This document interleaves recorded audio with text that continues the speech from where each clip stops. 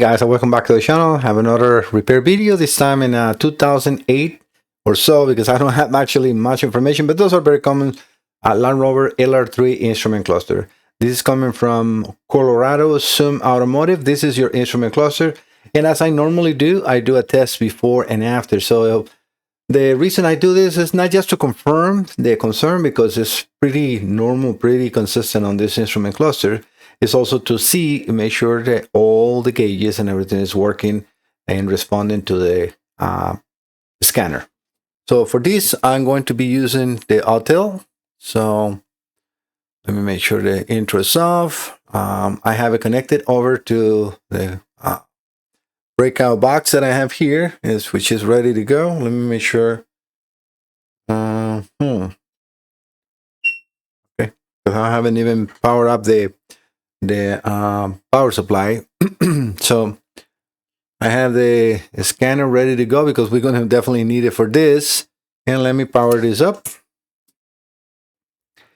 Right, we got power and we got blinking lights, which is pretty normal on these clusters. The temperature usually goes up to full, and this is very common on these clusters because there's no coolant temperature sensor or so signal into the cluster.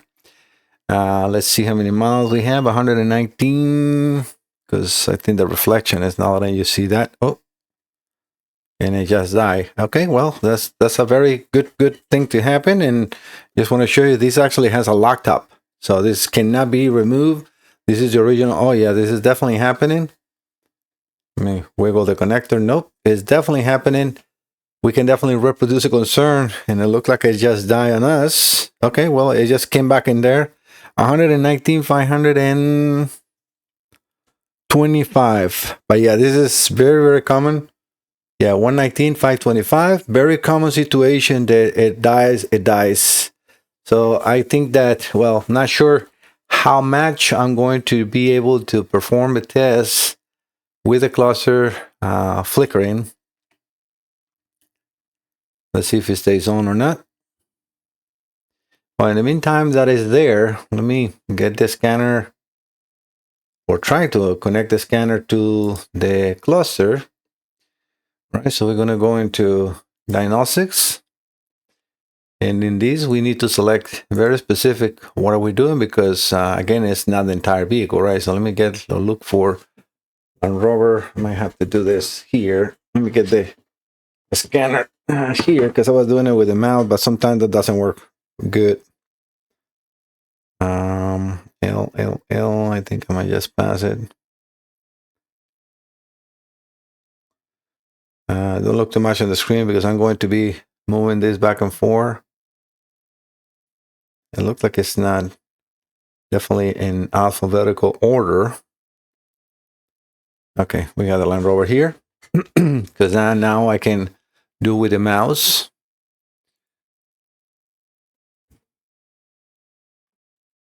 Yeah, so far it looks like it's still on.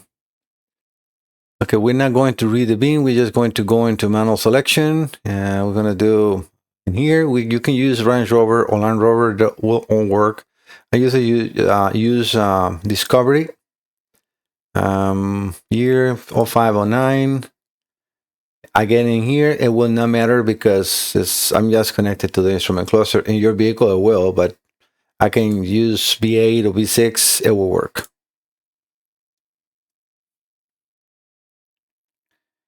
And I'm actually always use, I think it's that one for this one. Not sure if I ever use the Ultra for this, but we are doing it today. And well, just staying on, but I'm so glad that we were able to catch that glitch immediately there.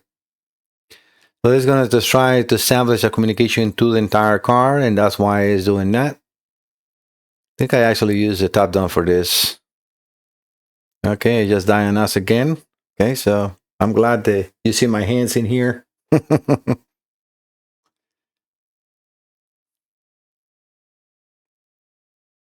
But yeah, we're definitely reproducing the concern, and very quickly. So it has happened, what, like 6 times already?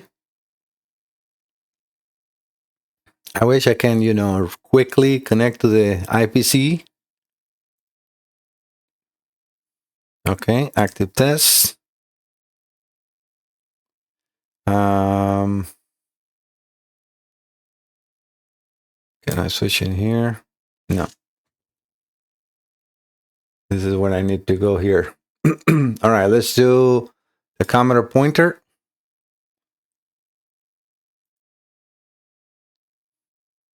What happened? Oh, this is selecting escape.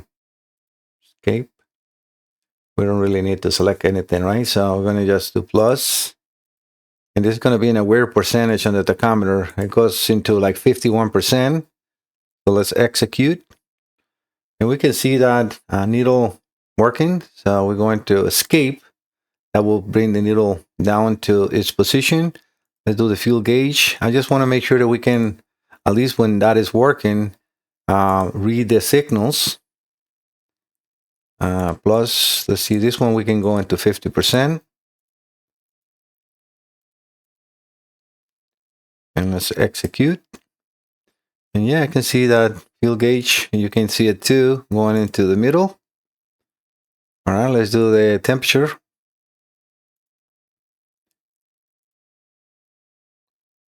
And let's go to 50%.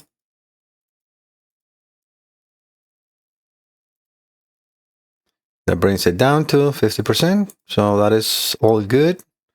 Let's do the speedometer.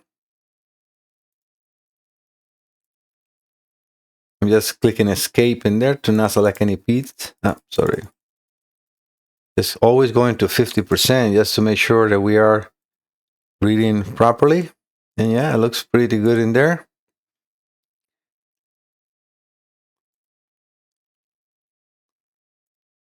And this, I think, is for the screens. Well, right now we lost the... Is it because we're doing that? Let me see. Displays message center message numbers.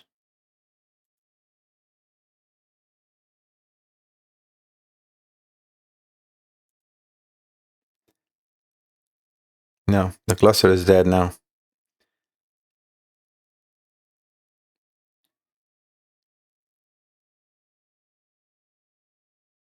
You just diagnose. Yep, it looks like this is still drawing 660. Well, that is including the BCI and everything. Nope. Doesn't want to turn. Okay, look. When I turn the ignition, at least the command center comes on. But that's it. Yeah, nothing now. Yep. All right, guys. Well, at least I was able to move the needles to a position. So let me take this apart. I don't want to show the entire process. I already have multiple videos and I have a complete playlist for this instrument cluster. Just look for LR3 instrument clusters. And then I have multiple repairs. I have one that I need full repair if you want to see the entire repair. I show also connections. Like you see in here, I built myself the harness to connect to my universal test platform and to the scanner. But yeah, like you see now, we have no communication. So, well, right now it's off. But yep, you see how it just went on for a brief second. Yeah, so that is definitely a problem. So let me turn it off so we don't risk to damage anything more. I mean, it's already happening. But let me take it apart and then come back when I have a fully working instrument cluster. All right, guys. So yes, there's going to be a blink of an eye for you. So I'll just stop the video and I'll be right back. All right, guys, repairs are done. I just plug it in here. Let me get the scanner up in the screen. Let me see. Perfect. All right, let's power this up. All right, that's a good sign. Powers up immediately. You can see right there. Let me just make sure I move it. You can see 119,525. That's the same exact mileage that we have before. Move this cable properly.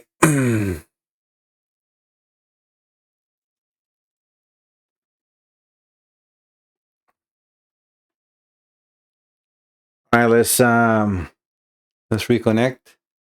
We should now just enter here. Oh, I'm touching the screen where nothing is. All right, so okay, let's go into active test. And let's see, can I move this screen? Oh yes, I can. Kind of. I'm trying to move the screen with the mouse. Yes, I did. All right, so let's go to the tag first.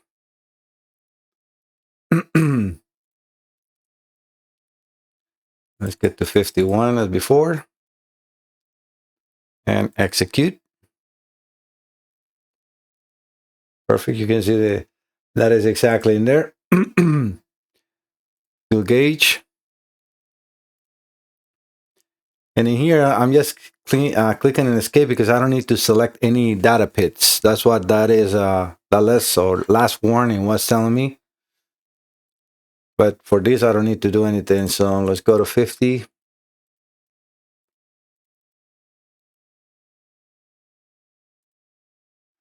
Perfect.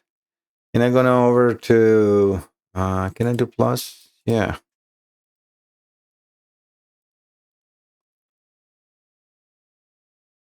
And execute. No, I don't think it does it. So we have to escape, enter again. I was surprised it let me do it in there, but no. So we gotta set it up. It's only one time test. Whatever you decide to do in here, I'm going to go over to 100. And we can see that needle going to 100. Let's do the tachometer 2 one more time to 100. Well, now one more time. Let's do it to 100 because before we did it onto, it says, it's kind of weird. I can go 114%. All right, let's execute. And not let me because I bet you because it's over 100%. Well, let's do 90%. That's the only gauge. That's a weird number.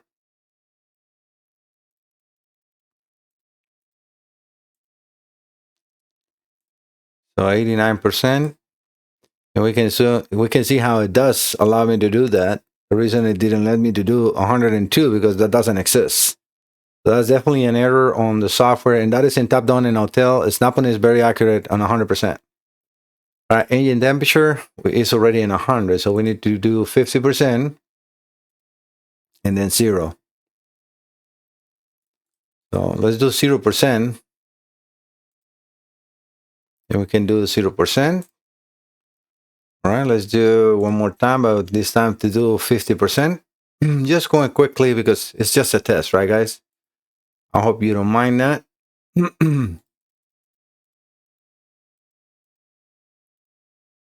Now we're at 50%, and that is perfectly in the 50. And then the last will be the speedometer.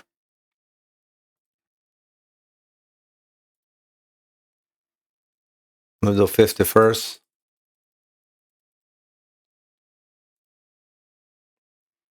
All right, that looks like 12 o'clock, right? Again, we need to, click too much. We need to get out of here completely, every time to select the test again. No data pits. And we're going to go into 100, right?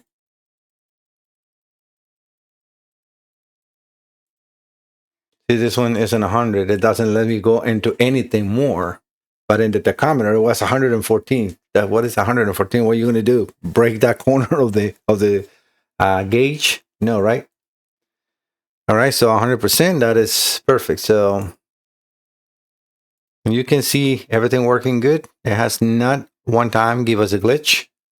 So let's do, what was the other thing that I was trying to do? Display message center message number. Not sure what that does. I don't think I ever done this test.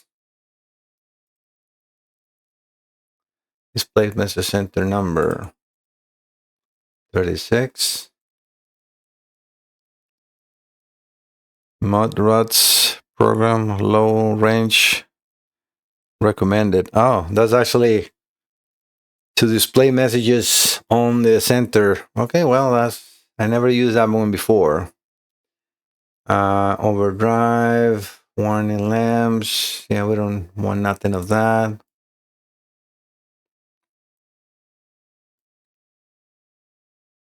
Warnings. Yeah, warnings. We don't really need any of that. We can, like right turn signal. That's all it does.